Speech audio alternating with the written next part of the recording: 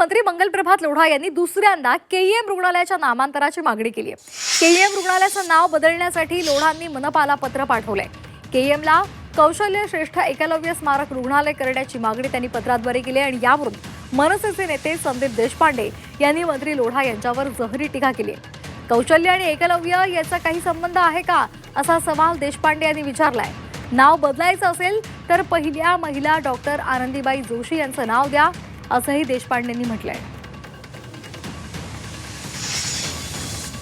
तर पडलेला माणूस आहे। एकलव्य, कौशल्य आणि केएम हॉस्पिटल काही जुळतंय का?